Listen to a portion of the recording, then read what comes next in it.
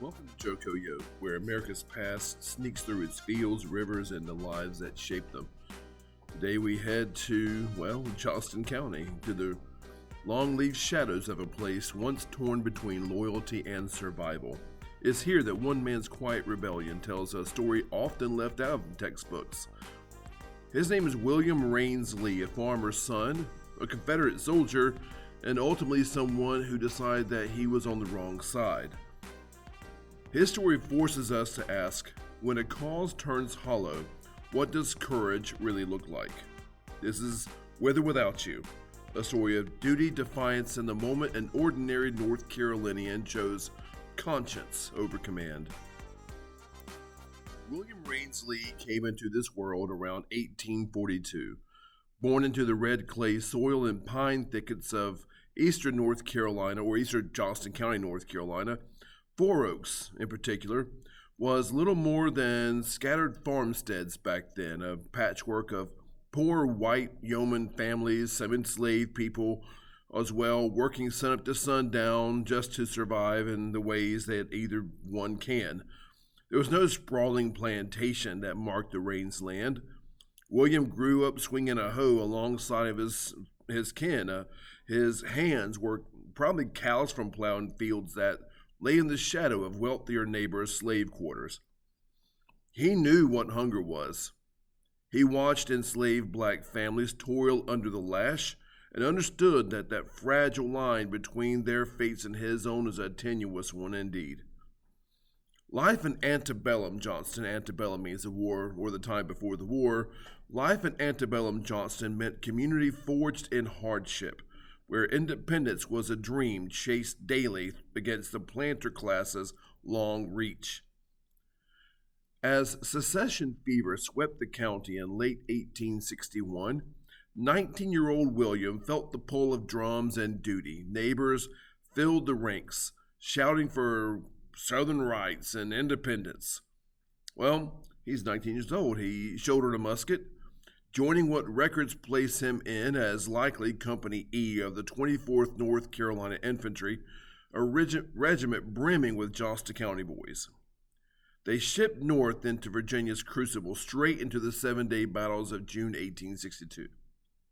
Imagine the chaos, unrelenting charges through sweltering heat outside of Richmond, many balls whistling, comrades crumpling in slaughter pens.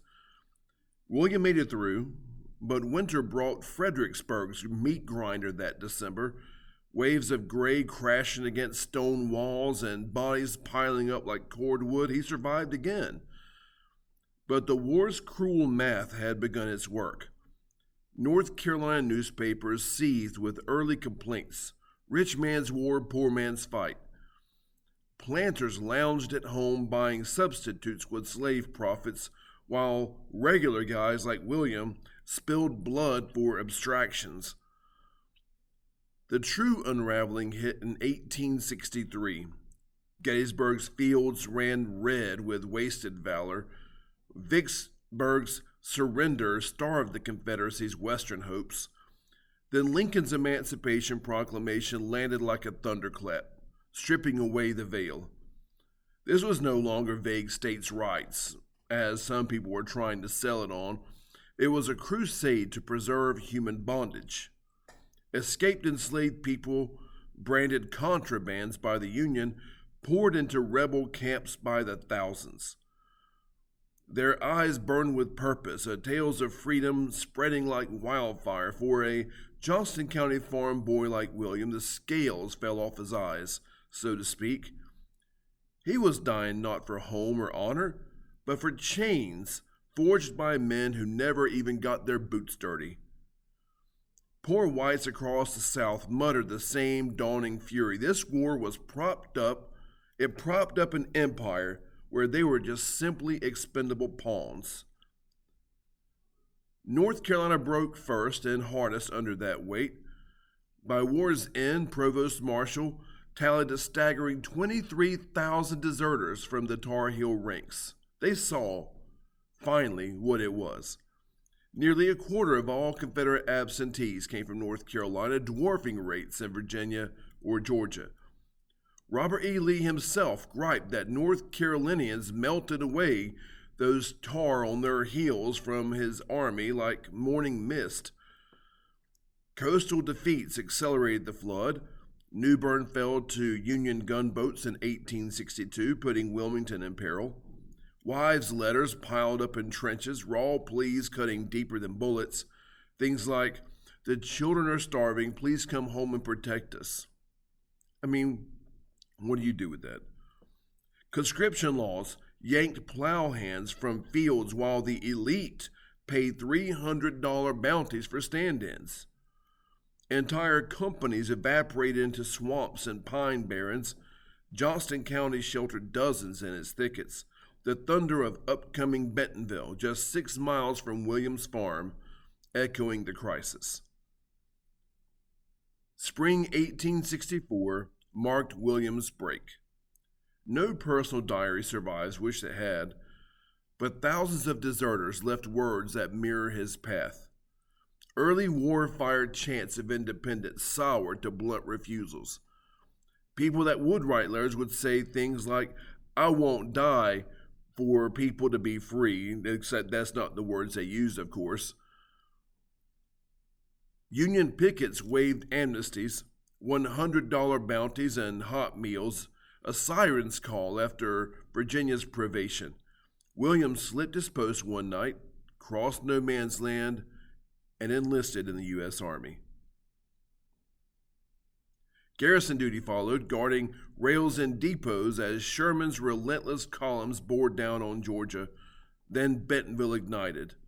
March 19 through March 21, 1865. Joseph E. Johnston's outnumbered 20,000 Confederates, slamming into Sherman's 60,000, to the ground 6 miles from Four Oaks, quaking under artillery. Precise combat logs for William stay elusive in surviving records, but the battle's aftermath drowned Union camps in gray surrenders. Deserters confessed openly. "It's their war now, not ours," they would say. For William, amid the smoke and freedmen's cheers, the truth solidified.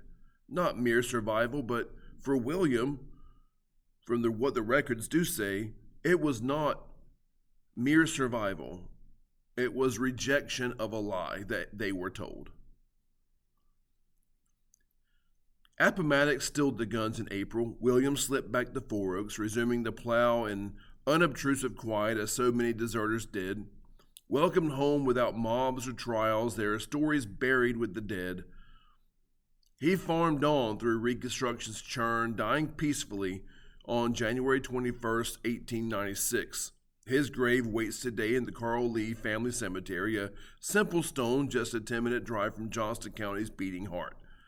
No flashy pension file or memoir indoors, but William's arc echoes masses. From enlistment's naive fire through desertion's painful clarity to a life reclaiming simplicity.